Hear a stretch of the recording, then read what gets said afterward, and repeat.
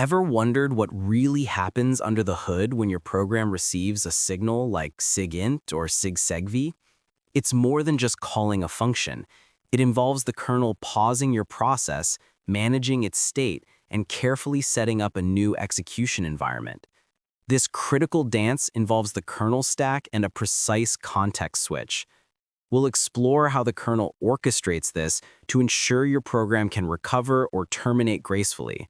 This mechanism is fundamental to robust system design, allowing applications to react to external events or errors without crashing unexpectedly.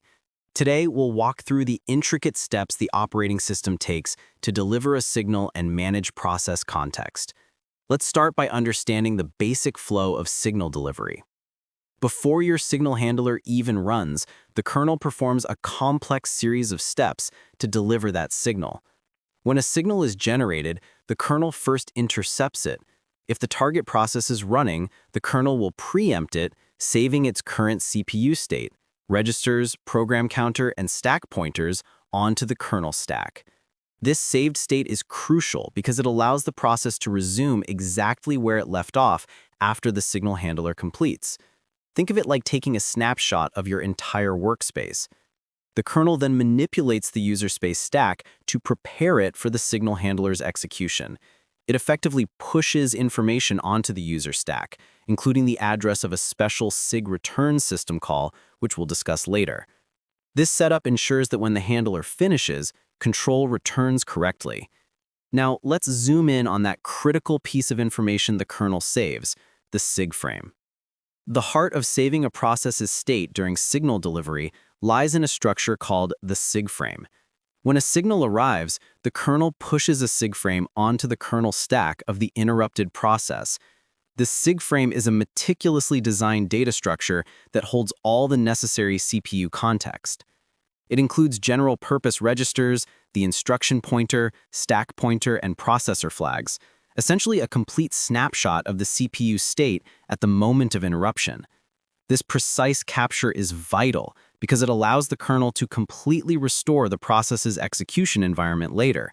Without this, returning from a signal handler would be like trying to resume a movie from a random point without knowing where you paused. The SIG frame ensures a seamless return. With the context saved, the kernel then shifts its focus to preparing the user space environment for the signal handler. Once the kernel has saved the process's context, it needs to carefully orchestrate the switch to the signal handler. The kernel doesn't just call your signal handler directly. Instead, it performs a clever trick. It manipulates the user space stack of the target process. The kernel pushes a new stack frame onto the user stack, which includes the arguments for the signal handler and, crucially, the address of the SIG return system call, which we discussed earlier.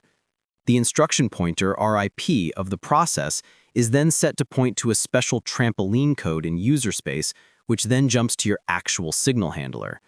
This trampoline ensures that when your handler finishes, it will call SIG return to properly clean up and restore the original context. It's a carefully choreographed dance to ensure a smooth transition from kernel space back to user space for signal handling. Finally, let's see how SIG return brings everything back to normal, ensuring the signal handling is transparent to your application. After your signal handler has done its job, how does your process seamlessly resume exactly where it left off? This is where the SIG return system call comes into play. When your signal handler completes, it doesn't just return like a normal function. Instead, the trampoline code we discussed earlier invokes the SIG return system call. SIG return's job is to read the saved context from the SIG frame that was previously pushed onto the kernel stack. It then restores all the CPU registers, the instruction pointer, and the stack pointer to their original values. This restoration is what makes signal handling largely transparent to the interrupted application. Your process continues as if it was never interrupted, ensuring robust and resilient system behavior. Understanding these low-level mechanisms helps you appreciate the complexity and robustness built into modern operating systems, allowing for powerful and responsive applications.